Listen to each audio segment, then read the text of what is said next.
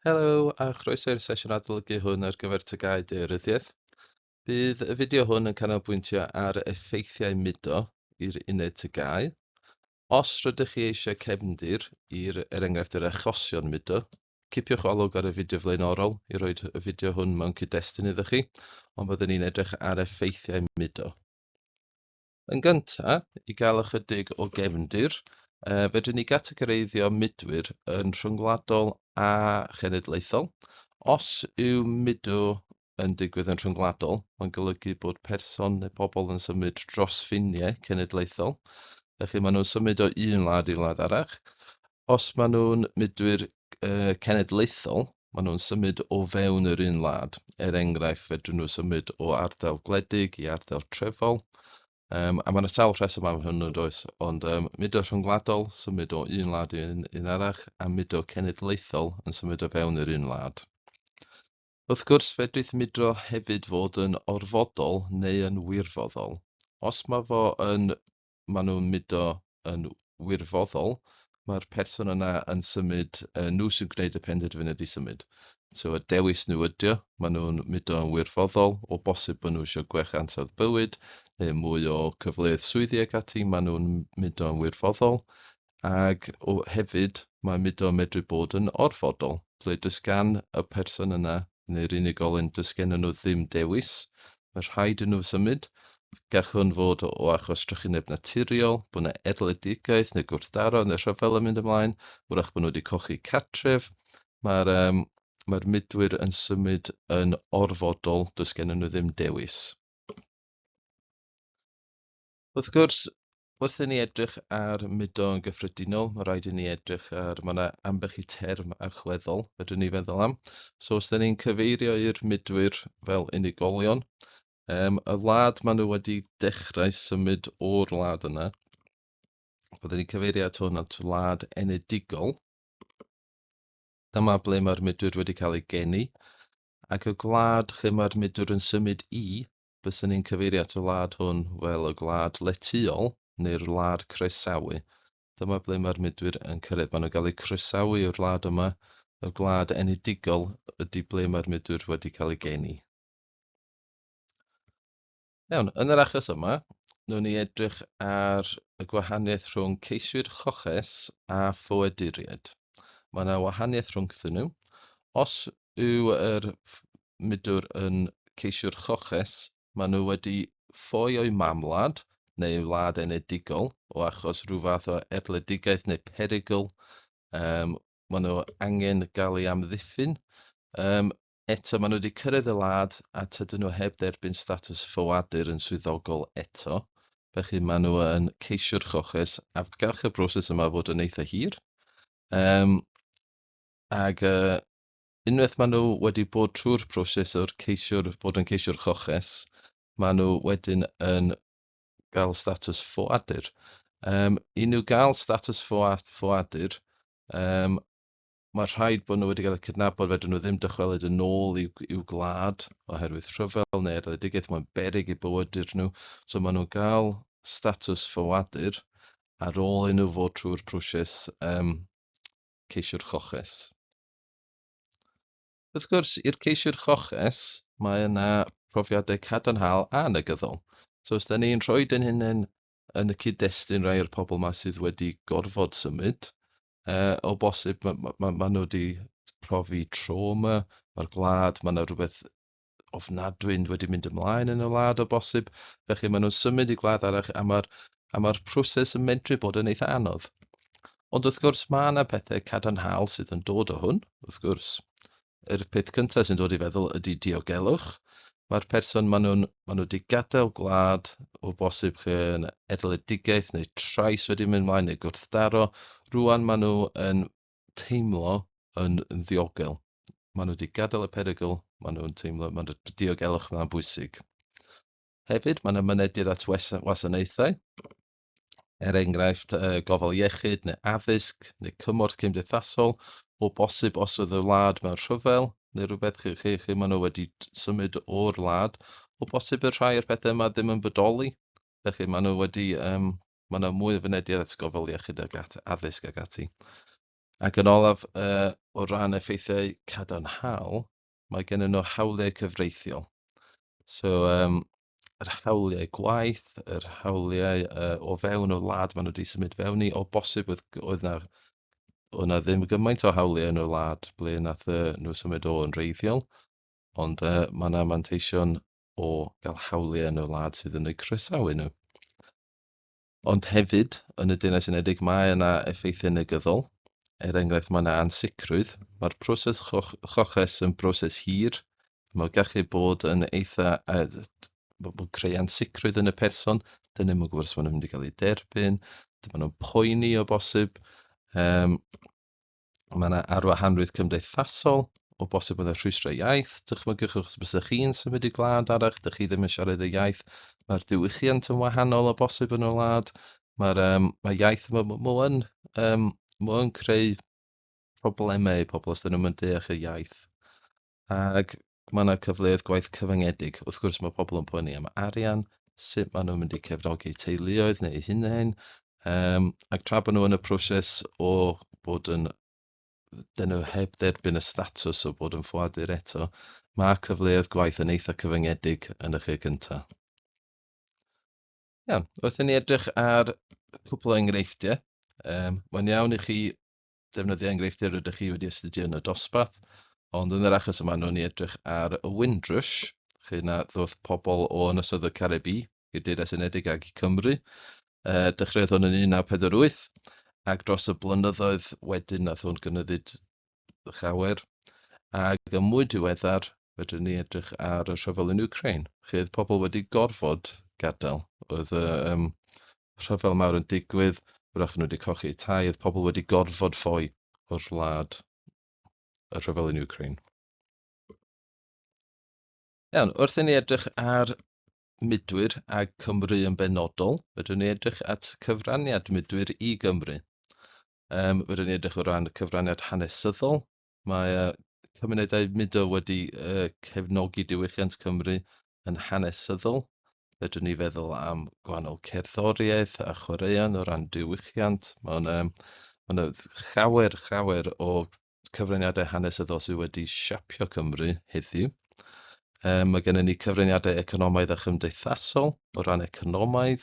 Mae gennym ni pobl yn gweithio mewn swyddi, llenwi bylchau yn y swyddi, cymdeithasol. Mae'n newid diwylliant yr ardal. Mae amrywiaeth y diwylliannau. Mae'n creu ardal lywyrchus. O ran addysg a gofal iechyd, mae llawer yn fudr wedi sôn yma yn dod â'i profiadau ac fewn i'r byd addysg a gofal iechyd. Fedrwn ni feddwl am doctoriaid, meddygion, nyrsys, ac wrth gwrs cyfnewid diwylliannol. Mae llawer o syniadau yn dod, mae llawer o brofiadau yn dod, mae o'n fanteisiol yn hanesyddol i Cymru. Ond, wrth i ni edrych ar yn fanylach fewn i'r Midwyr, a nhw'n ni edrych ar yr manteision a'r anfanteision y gwledydd enedigol a'r gwledydd croesawu. Felly, os dyn ni'n sôn am mudo rhyngwladol, mae yna term pwysig yn y fan hyn, ble dyn ni'n cyfeirio at drain down. So, os dyn ni'n meddwl am os mae pobl eisiau symud o gwlad ac wrach bod nhw'n doctor enghraifft, maen nhw'n symud i Cymru, maen nhw'n dod â'u sgiliau gyda nhw, maen nhw'n dod bod yn doctor yn Cymru, yn y gwlad enedigol, maen nhw'n wedyn yn cochi doctor. So mae drain down yn golygu cochi arbenigaidd gwerthfawr fel meddygon, gwyddonwyr a pheirianwyr sy'n cyfrannu'n sylweddol a datblygiad cenedl. Felly mae'r pobl profiadus maen nhw'n symud, a mae'r gwlad enedigol, maen nhw'n dioddef i ryw raddau o achos bod y pobl yma wedi symud. Un effaith gadarnhaol, so positif, o fudо rhyngwladol, ydy mae pobl yn medru anfon arian yn ôl gatref. So enghraifft yn 2022, anfonodd gweithwyr mudol 599 biliwn yn ôl i teuluoedd yn y gwledydd enedigol. fedrwn ni ddychmygu faint o fydd mae hwn yn gwneud i'r gwledydd enedigol yna. Ac wrth gwrs, os ydyn ni'n edrych mwy ar yr ochr negyddol, mae yna pwysau ar wasanaethau, y mwy o bobl mudo sydd mewn rhai ardaloedd penodol, mae yna mwy o straen ar wasanaethau. O bosib mae yna wrthdaro yn digwydd os mae yna oherwydd mynediad at swyddi ag ati. O bosib mae yna rhai cymunedau ddim yn wrach bod yna bach o wrthdaro yn mynd ymlaen. Ond wrth i ni sôn am pobl sydd yn croesawu ag yr gwledydd gwahanol. Iawn, gwni edrych ar rhai cwestiynau arholiad nawr. Mae hwn yn cwestiwn, dwi wedi rhoi yr un sgiliau graff yma fyny. Mae hwn yn typical o cwestiwn arholiad ble fedrwyd nhw ofyn sawl cwestiwn o'r graff. Felly peth cyntaf i wneud ydy edrych ar yr achwedd, i ni weld pa wledydd dyn ni'n sôn am, a fedrwn ni edrych ar be mae'r graff yn dangos. Felly fedrwn ni weld yn yr achos yma, mae fo'n mynd newid dros y blynyddoedd o 1951 i 2011. Mae yn dangos poblogaethau cyfrifiad heb gael ei geni yn y Deyrnas Unedig. Ac wrth gwrs, yn daearyddiaeth, os dyn ni'n gweld y cylchoedd yma, fel arfer, mae'r cylchoedd yma'n gysylltiedig ar maint. Felly, y cheuaf yw'r cylch, y cheuaf yw'r rhif, y mwyaf yw'r cylch, y mwyaf yw'r rhif. Ond yn yr achos yma, mae'r rhifau yn y cylchoedd beth bynnag. A mae wedi cael eu categoreiddio drwy rhiwiau hefyd fel hyn. Iawn, so os gwni edrych ar rei o'r cwestiynau posib, a fedrwch chi greu cwestiynau eich hunain o data fel hyn. Felly, cwestiwn rhif 1. Yn ôl y graff isod, o ba dair gwlad enedigol daeth y nifer mwyaf o fudwyr i'r Deyrnas Unedig ers 1951? Felly, os dyn ni'n edrych ar hwn, ers 1951, tair gwlad mwyaf, bysyn ni'n dweud, wrth edrych ar hwn, bysyn ni'n edrych ar y rei cheuaf yn gyntaf. Felly, dyn ni'n gwybod mae Jamaica ond un cylch, mae ganddyn ni ond un cylch i'r Almaen. Os dyn ni'n edrych wedyn, mae gen i Gwlad Pwyl, mae yna 3 cylch. Felly, y mwyaf, amlwg ydy'r un gwyrdd yma, felly Iwerddon. Yn ail, dyn ni'n edrych ar yr mwyaf y cylchoedd eto, dyn ni'n edrych ar yr un rhyw oren, sef India. Ac yn drydydd, gyda 4 cylch, dyn ni'n edrych ar Pakistan. Felly, os ydych chi'n cael cwestiwn sydd yn gofyn i chi edrych am tair gwlad, 3 marc, chi angen edrych ar y data a cymryd y gwybodaeth ono fo. Cwestiwn 2. Yn ôl y graff, beth oedd gwlad enedigol rhan fwyaf y midwyr yn 2011? Eto, dyn ni'n mynd i 2011. Beth oedd gwlad rhan fwyaf y midwyr? Dyn ni'n edrych ar y cylchoedd yma, ag y rhifau, ag yr un mwyaf, India. Yn ôl y graff, beth oedd y gwlad enedigol gyda'r mwyaf y fudwyr yn 1951? Yn ôl 1951, edrych ar hwn eto, mae hwn yn syth, dyn ni'n mynd at y gwyrdd i Iwerddon. Felly edrych ar y data a tynnu gwybodaeth o'r data. Nawr nesa, mae'n bosib bod ni'n cael cwestiwn 8 marc. Ac yn yr achos hwn, dyn ni'n edrych, mae'n gwestiwn trafodwch, ac dyn ni yn edrych ar effeithio mudo rhyngwladol ar un wlad enedigol sydd wedi henwi ac un wlad letuol sydd wedi henwi rydych chi wedi astudio. Felly, beth cyntaf dyn ni'n meddwl am ydy'r gair ar ddechrau'r cwestiwn ydy trafodwch. Felly mae hwn yn gwestiwn trafod, felly dyn ni'n gwybod dyn ni angen rhoi pwyntiau trafod, so bethau cadarnhaol a negyddol. Dyn ni'n edrych yn rhyngwladol, ddim o fewn yr un gwlad, ond dros ffiniau, a dyn ni angen un wlad enedigol ac un wlad letuol. Nawr, cymerwch funud i feddwl pa enghraifft ydych chi ddefnyddio yn y lle yma. Yr enghraifft dyn ni wedi defnyddio yn y fideo ydy dyn ni wedi edrych ar Windrush, dyn ni wedi, bysach chi'n medru defnyddio Windrush, fedrwch chi defnyddio Ukraine, Os ydych chi wedi gwneud mudiad gwlad pwyl yn yr Undeb Ewropeaidd, gewch chi ddefnyddio'r enghraifft yna. Fedrwn ni hefyd cyfeirio at mwy o enghreifftiau yn yr ateb, ond mae'n bwysig bod ni'n rhoi enw'r wlad enedigol, wlad letuol, a fedrwn ni greu trafodaeth. So ni edrych ar y cynllun marcio. Fedrwch chi pausio'r fideo yn yr achos hwn, edrych ar y pwyntiau, mae'n bosib cynnwys. Mae'r rhan fwyaf o hein yn yr fideo dyn ni wedi wneud. Enghraifft, maen nhw'n arian adre, arian yn ôl adre, llawer y pwyntiau. Ac os dyn ni edrych ar y bandiau uchaf, ble dyn ni eisiau'r 7 neu'r 8 marc, dyn ni'n cael, mae'n bwysig bod ni'n cael trafodaeth. So, gwybodaeth a dealltwriaeth ynglŷn â effeithiau mudo rhyngwladol, cydbwysedd a chydlyniad. Dyma'r rhan sy'n bwysig hefyd bod ni yn creu balans yn ein ateb.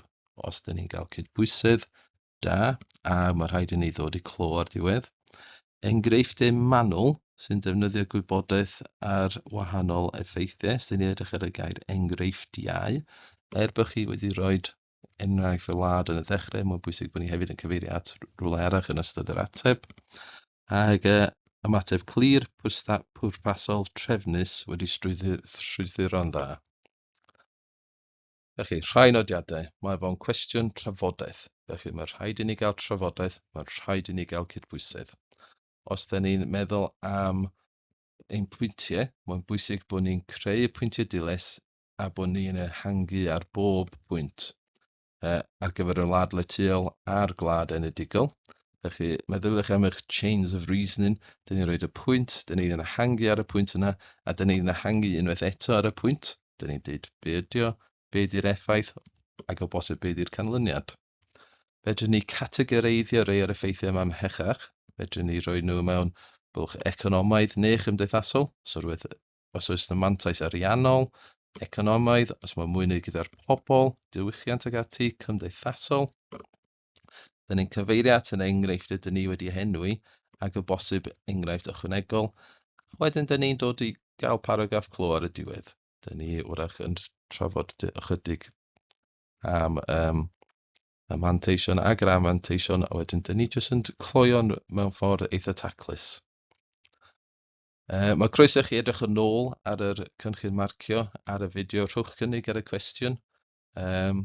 Cwestiwn trafodaeth yn cwestiwn eitha hwylus i wneud. Os ydych chi yn cael y cydbwysedd yn y marciau, ydych chi'n rhoi y cydbwysedd yn eich ateb, ydych chi'n strwythuro fo'n dda ac dod i glo ar y diwedd. Diolch yn fawr i chi am wylio'r fideo. Cofiwch gyfeirio at gwefan Carlam Cymru am rhagor o fideos gwersi Pync Erich. Ac diolch yn fawr i chi am wrando. Pob hwyl.